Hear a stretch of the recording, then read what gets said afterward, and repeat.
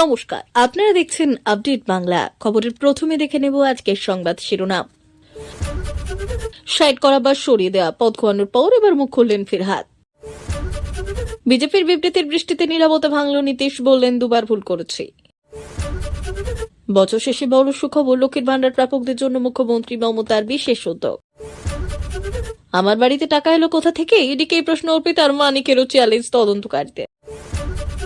19 দিয়েছিলেন পদত্যাগের প্রস্তাব, 24 দাঁড়িয়ে মমতার পাখির চোখ 2026। দিলীপ ঘোষের হাত ধরে বিজেপিতে যোগদান। ভারতের পর এবার রাশিয়াকেও চোখ রাঙানোর চেষ্টা করছে বাংলাদেশ, পেয়েছে কঠোর সতর্কবার্তা। শেখ হাসিনাকে ফিরিয়ে দেওয়ার বিষয়ে ভারতের বড় সিদ্ধান্ত, বাংলাদেশকে এই উত্তর দিল। 31 ডিসেম্বরে ভাসবে দক্ষিণবঙ্গ, কোন কোন জেলা ভিজবে, আবহাওয়ার আগাম খবর। বছর শেষের বড় সিদ্ধান্ত, হিডকোর চেয়ারম্যানের পদ থেকে সরানো হয়েছে কলকাতা মেয়র এবং রাজ্যের পৌর এবং নগর উন্নয়ন মন্ত্রী ফিরহাদ হাকিমকে। সম্প্রতি সংখ্যাগুরু মন্তব্য করে বিতর্কের শিরোনামে বড় সড় জায়গা করে নিয়েছিলেন ফিরহাদ ওরফে ববি। শোনা গিয়েছিল প্রিয় ববির সেই মন্তব্যের পর তাকে বকুনি দিয়েছিলেন খোদ তৃণমূল সুপ্রিমো। সেই বিতর্কের রেশ কাটতে না কাটতে এক পদ হারা ফিরহাদ। বৃহস্পতিবারই রাজ্য মন্ত্রিসভার বৈঠক হয়, সেখানে এই সিদ্ধান্ত নেওয়া হয় বলে জানা যায়। নবান্ন সূত্রে খবর, আপাতত হিডকোর দায়িত্ব থাকবে মুখ্যমন্ত্রী মমতা বন্দ্যোপাধ্যায়ের হাতে। সব কাজ নিজেই দেখবেন তৃণমূল সুপ্রিমো। ফিরহাদ বিতর্কের আবহেই তাকে পদ থেকে অব্যাহতি দেওয়ার জোর চর্চা শুরু হয়েছে বলে রাজনৈতিক মহলে।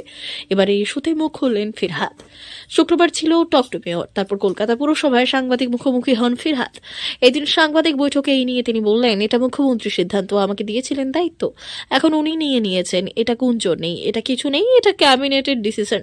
উনি কোন কারণ নিশ্চয়ই নিয়েছেন, আর এর মানে এটা নয় যে সাইড করা বা সরিয়ে দেওয়া। দলের অনুগত সৈনিক, দল যে কাজ দেবে, নেত্রী মমতা বন্দ্যোপাধ্যায় যেটা দেবেন সেটাই আমি মাথা পেতে নেব। দলের প্রথম দিনের সৈনিক। বাম জামানার অবসান ঘটিয়ে 2011 সালে বাংলার সিংহাসনে বসে তৃণমূল কংগ্রেসের পরে হিডকোকে পুর এবং নগর উন্নয়ন দপ্তরের অধীনে নিয়ে আসেন মুখ্যমন্ত্রী মমতা বন্দ্যোপাধ্যায়। তারপর থেকে প্রায় 14 বছর পদাধিকার বলে হিডকোর চেয়ারম্যান ছিলেন ফিরহাদি। এবার তা বদলালো। হঠাৎ কেন সরানো হলো ফিরহাদকে? ওয়াকিবহাল মহলের একাংশের মতে সম্প্রতি ফিরহাদের করা সংখ্যালঘু মন্তব্যের কারণেই দলের এই হীন পদক্ষেপ।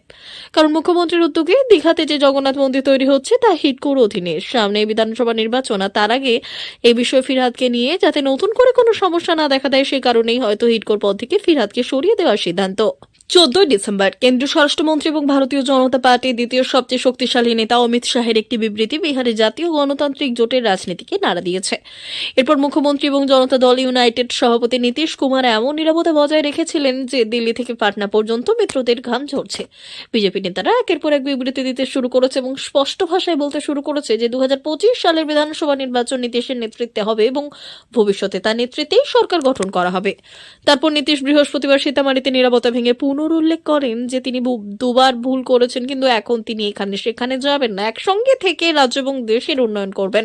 নীতিশ 23 ডিসেম্বর থেকে প্রগতি যাত্রায় রয়েছেন, তবে গত 4 দিনে এই ইস্যুতে এটি তার প্রথম বক্তব্য।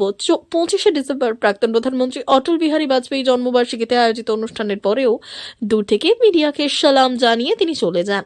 তিনি 19 এবং 20 ডিসেম্বর পাটনায় অনুষ্ঠিত বিনিয়োগকারী সম্মেলনে থেকেও দূরে ছিলেন, যেখানে রাজ্যে 1.80 লক্ষ কোটি টাকার বিনিয়োগের জন্য সমঝোতার স্মারক স্বাক্ষরিত হয়েছিল। প্রগতি যাত্রায় অংশ হিসেবে সীতামারিতে পৌঁছে যাওয়া নীতিশ কুমার পর্যালোচনা সভায় বললেন, আমরা দুবার ভুল করে এখান থেকে সেখানে চলে গিয়েছিলাম, এখন আমরা সবসময় একসাথে থাকবো এবং বিহারের সাথে দেশের উন্নয়ন করব। গত 2 সপ্তাহ ধরে নীতিশের এই বক্তব্যের অপেক্ষায় ছিল বিজেপি। দিল্লিতে এই নিউজ চ্যানেলের অনুষ্ঠানে একনাথ সিন্ডের অনুষ্ঠানে উদাহরণ দিয়ে বিহার নির্বাচনে নেতৃত্ব দিয়ে প্রশ্ন তুলেছিলেন অমিত শাহ, যার প্রেক্ষিতে বিজেপির সবচেয়ে বড় সফল সভাপতি অমিত শাহ বলেছিলেন যে এই ধরনের কর্মসূচিতে এমন সিদ্ধান্ত নেওয়া হয় না, সবাই একসঙ্গে বসে সিদ্ধান্ত নেবে এবং যখন সিদ্ধান্ত নেবে তখন জনগণকে জানাবে। এর রাজনৈতিক অর্থ নেওয়া হয়েছিল যে বিজেপি এখনো 2025 সালে নির্বাচনে নীতিশের নেতৃত্বের বিষয়ে তাদের মন তৈরি করেনি। অমিত শাহের বক্তব্যের পরের দিনই বিহার বিজেপির সভাপতি এবং নীতিশ সরকারের মন্ত্রী দিলীপ জয়সওয়াল নীতিশের নেতৃত্বে নির্বাচনে লড়ার বিষয়ে স্পষ্ট বক্তব্য দিলেও কয়েকদিনের মধ্যেই তিনি বলতে শুরু করেছেন যে তিনি একজন ছোট নেতা, এসব বিষয়ে হাইকমান্ড সিদ্ধান্ত নেয়।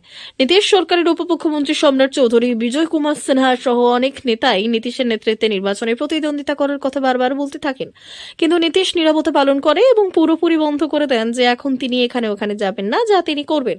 জানুয়ারিতে এনডিএতে ফেরার পর বেশিরভাগ মিটিংয়ে তিনি এই কথাই বলে আসছেন। জেডিইউ তার অবস্থানকে কঠোর করেছে এবং সোশ্যাল মিডিয়ায় পোস্টার লাগিয়েছে যে বিহারের ক্ষেত্রে শুধুমাত্র নীতিশ কুমারের নাম উল্লেখ করা উচিত। তারপর হরিয়ানার সুরাজকুণ্ডে বিহার বিজেপির কোন গ্রুপের একটি সভা অনুষ্ঠিত হয় এবং দুদিনের বুদ্ধিমত্তার পর বিজেপি নেতারা 23শে ডিসেম্বর আনুষ্ঠানিকভাবে ঘোষণা করেন যে তারা নীতিশ কুমারের নেতৃত্বে নির্বাচনে প্রতিদ্বন্দ্বিতা করবেন এবং তিনি মুখ্যমন্ত্রী থাকবেন। ভবিষ্যতেও এনডিএ সরকার প্রাক্তন ডেপুটি সিএম তারাকিশোর প্রসাদ, প্রেম কুমার এবং গিরিরাজ সিংহ এই রকম বিবৃতি দিয়েছেন। 25শে ডিসেম্বর গিরিরাজ সিং এমনকি বেগুসরায়ে নীতিশ কুমারকে ভারতরত্ন দেওয়ার দাবি তুলেছেন। বিহারের রাজনীতিতে গিরিরাজ সিংকে কখনো নীতিশের সমর্থনের জন্য গণ্য করা হয়নি, তারপর থেকেই এমন দাবি বলে মনে করছেন এবং বিষয়টি গুরুতর। গিরিরাজ সুরজকুণ্ডে বলেছিলেন যে নীতিশ এনডিএ নেতা এবং ভবিষ্যতেও থাকবেন। রাজ্যের মুখ্যমন্ত্রী মমতা বন্দ্যোপাধ্যায়ের জন্য কল্যাণমূলক কাজের তালিকায় শীর্ষস্থানে রয়েছে লক্ষ্মীর ভান্ডার প্রকল্প। বিগত কয়েক বছর ধরে এই প্রকল্পের অধীনে উপকৃত হয়েছে যে প্রচুর লক্ষ লক্ষ নারী। 25 থেকে 60 বছর বয়সে যে কোনো নারী এই প্রকল্পের সুবিধাই গ্রহণ করতে পারবেন। এর জন্য প্রাপকের কোন আয়ের ঊর্ধ্বসীমা বিবৃতি নেই, ফলে প্রত্যেকেই এই প্রকল্পের অধীনে মাসিক 1000 থেকে 1500 টাকা পর্যন্ত ভাতা পেয়ে যাবেন। এই কথা বলা যেতেই পারে যে রাজ্যে নারীদের আর্থিক স্বাবলম্বী করে তোলার পেছনে লক্ষ্মীর ভান্ডারের অবদান রয়েছে চোখে পড়ার মতো। তবে বছরের শেষে এসে এবার আরও বড় সিদ্ধান্ত গ্রহণ করেছে রাজ্য সরকার। ওল্ড এজ পেনশনের অধীনে নাম নথিভুক্ত করতে হলে এতদিন রীতিমতো পরিশ্রম করতে হতো রাজ্যের নাগরিকদের। তবে এবার সেই প্রকল্পে সরলতা আনতে চলেছে নবান্ন। যে সমস্ত মহিলারা লক্ষ্মীর ভান্ডারের প্রকল্পে নাম লিখিয়েছেন, যখন তাদের বয়স 60 উত্তীর্ণ হবে তখন ধারাবাহিকভাবেই লক্ষ্মীর ভান্ডার প্রকল্পের অধীনে থেকে ওল্ড এজ পেনশনের অধীনে চলে যাবে ওই মহিলা। অর্থাৎ এবার থেকে দৌড়দৌড়ির দিন শেষ। 60 বছর উত্তীর্ণ মহিলাদের ঘরে বসে নিশ্চিন্তে বৃদ্ধ ভাতা টাকা পাবেন। যেখানে আগে বৃদ্ধ ভাতা পাওয়ার জন্য আয়ের ঊর্ধ্বসীমা নির্ধারিত ছিল, এখন মমতা বন্দ্যোপাধ্যায়ের সুদূর প্রসারী সিদ্ধান্তের কারণে আয়ের ঊর্ধ্বসীমার নিয়মে পরিবর্তন করা হয়েছে। এখন থেকে আয়ের ঊর্ধ্বসীমা দেখে নয়, বরং লক্ষ্মীর ভান্ডার প্রাপকরা সরাসরি বৃদ্ধ ভাতার আওতায় চলে যাবেন। এর ফলে রাজ্যের প্রায় 50,000-এরও বেশি মহিলা উপকৃত হবেন। নবান্ন সূত্রে খবর, আগামী বছরের শুরু থেকে এই নিয়ম কার্যকর করা হবে। রাজ্যে প্রায় 50 কোটি টাকা তার ফ্ল্যাট থেকে উদ্ধার করেছিল ইডি। নিয়োগ দুর্নীতি মামলায় অভিযুক্ত সেই অর্পিতা মুখোপাধ্যায় এবার ইডির কাছে জানতে চাইলেন তার বাড়ি থেকে পাওয়া টাকা কোথা থেকে এসেছিল। আদালতে দাঁড়িয়ে অর্পিতার আইনজীবীর প্রশ্ন, আমার মক্কেলের বাড়ি থেকে পাওয়া টাকা কে এনেছিল তদন্তে দেখানো হয়নি কোথা থেকে সেই নগদ এসেছিল। প্রাথমিক নিয়োগ সংক্রান্ত ইডির মামলায় রাজ্যের প্রাক্তন মন্ত্রী পার্থ চট্টোপাধ্যায় সহ মোট 54 জনের বিরুদ্ধে জাজ গঠনের প্রক্রিয়া চলছে কলকাতার বিচার ভবনে। তার মধ্যে 11 জন ইডির মামলায় অব্যাহতি চেয়ে আদালতে আবেদন করেছেন। তাদের মধ্যে অন্যতম হলেন স্বয়ং পার্থের পর এবার তার বান্ধবী বলে পরিচিত অর্পিতা ও ইডির মামলায় অব্যাহতি চেয়ে আদালতে আবেদন করেছেন। শুক্রবার পার্থ, অর্পিতা এবং মানিক সহ ওই 11 জনের অব্যাহতির আবেদন নিয়ে শুনানি হয়। অর্পিতার আইনজীবী অভিক ঘটক আদালতে জানান তার মক্কেল এফআইআরে অভিযুক্ত নন। তার বিরুদ্ধে সিবিআই চূড়ান্তভাবে কিছু জানাতে পারেনি। সিবিআই তদন্ত ইডির থেকে এগিয়ে। ইডি অর্পিতার বিরুদ্ধে গত 2.5 বছর ধরে তদন্ত চালিয়ে কোনো প্রমাণ জোগাড় করতে পারেনি বলেও অভিযোগ করেছেন অভিক। পার্থের সঙ্গে অর্পিতার সম্পর্কের প্রসঙ্গ উঠেছে আদালতে। অর্পিতার আইনজীবী বললেন, 1 নম্বর অভিযুক্তের সঙ্গে সম্পর্ক নিয়ে আলোচনা হয়েছে। বলা হয়েছে আমার মক্কেল ওর কথায় সব স্বাক্ষর করতেন। আমার মক্কেলের আয়ের কোনো উৎস নেই বলে যে দাবি করা হয়েছে তাও মিথ্যে। আমার মক্কেল একজন অভিনেত্রী হিসেবে কাজ করেছেন। উনি এন্টারটেনমেন্ট ডিরেক্টর, আর এই কোম্পানি বিভিন্ন ইভেন্ট করছে। আমার মক্কেলের আয়ের নথিও জমা করা হয়েছিল। এদিকে অভিকের প্রশ্ন, আমার মক্কেলের বিরুদ্ধে অভিযোগ আনতে গেলে গভীর অপরাধ থাকতে হবে।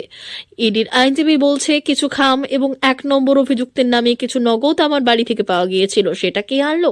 আমার প্রশ্ন, তদন্তে দেখানো হয়নি ওই টাকা কোথা থেকে এলো। 2019 সাল, সেই বছর অনুষ্ঠিত হয়েছিল 17শ লোকসভা নির্বাচন, আর তা থেকেই বদলে গেল বাংলার রাজনৈতিক সমীকরণ। মমতা বন্দ্যোপাধ্যায়ের সামনে সব থেকে বড় চ্যালেঞ্জের নাম বিজেপি।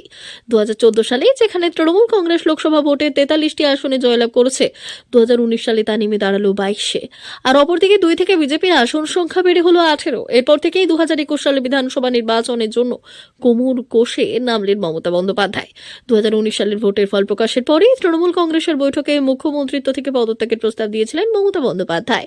তবে দল সেই প্রস্তাব নাকচ করে দিয়েছে বলে নিজেই সাংবাদিক সম্মেলনে জানান মমতা। এরপরই শুরু হয় নতুন লড়াইয়ের ছককষা। তৃণমূল নিয়োগ করে এবং আইপ্যাককে দলে ক্রমে গুরুত্ব বাড়তে শুরু করে অভিষেক বন্দ্যোপাধ্যায়। তাদের ছায়ার সঙ্গী হন প্রশান্ত কিশোর।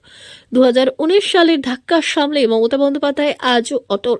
সরকারের তরফ থেকে একের পর এক জনমুখী প্রকল্প চালু করলেন মমতা বন্দ্যোপাধ্যায়। 2021 সালে নির্বাচনের আগে অবশ্য একের পর এক হেভিওয়েট তৃণমূল থেকে দলবদল করে বিজেপিতে নাম লেখান। তাদের মধ্যে অন্যতম ছিলেন শুভেন্দু অধিকারী। বিজেপির শুভেন্দু অধিকারীর বিরুদ্ধে নন্দীগ্রামে ভোটে দাঁড়ালেন মমতা, নিজে হারলেন তবে দলকে জেতালেন।